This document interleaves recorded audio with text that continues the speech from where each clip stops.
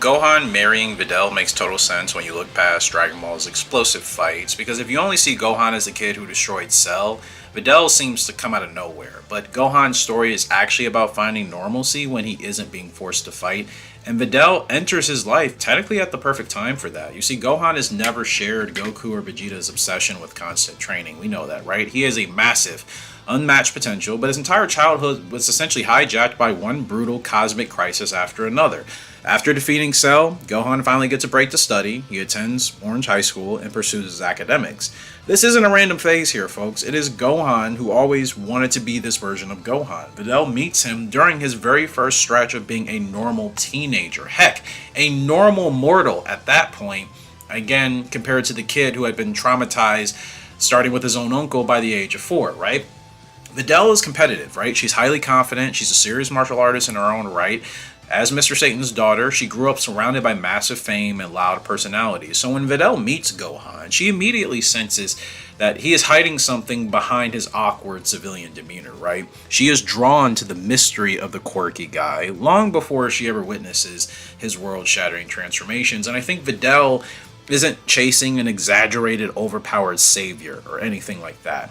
She doesn't initially comprehend Gohan's godlike scaling. She simply likes a person she is spending time with over time. Obviously, I would say in the beginning it was much rockier, but as a highly capable independent fighter that Videl is, she doesn't need Gohan to give her any sort of identity, right? Because she's truly fascinated, I think, by his total lack of ego, which heavily contrasts her father's boisterous public persona. I mean, the world's martial arts champion can't stop talking about himself, it seems, right? And I think Videl anchors Gohan to the civilian world that he deeply craves and has deeply wanted to be a part of since he was a kid. Gohan doesn't need a romantic partner pushing him to break his limits or training with him in the gravity room. Nothing like that. He needs someone to share the quiet life he has chosen for himself, and Videl fits that mold perfectly, allowing their relationship to thrive entirely outside of active combat zones, which again is refreshing for Gohan considering he's known nothing but war most of his life.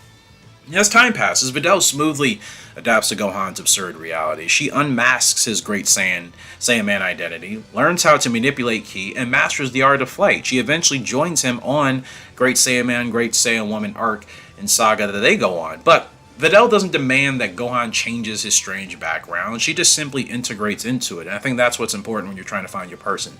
This deep mutual understanding and their transitions from high school into their lifelong partnership, I think, goes a longer way than simply they just met each other and they liked. There's a whole slew of reasons that both of them gravitated towards each other in the way that I think that they did. And look at Gohan's trajectory after the Majin Buu arc. He successfully becomes a renowned scholar, he marries Videl, they welcome their daughter Pam, and life seems to be pretty good for Gohan after that, right?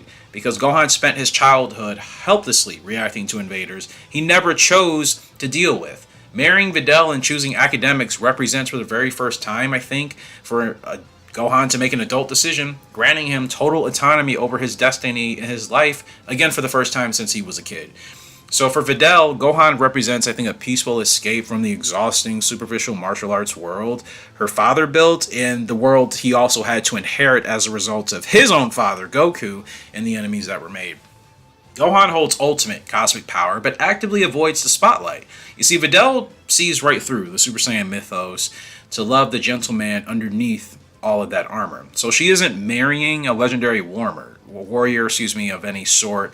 She doesn't need him to do anything special for her in that regard. She's just simply marrying Gohan for whom he truly is, and that's all that matters. And ultimately, Gohan was never meant to become a clone copy of Goku or Vegeta. Never. Never, never, never.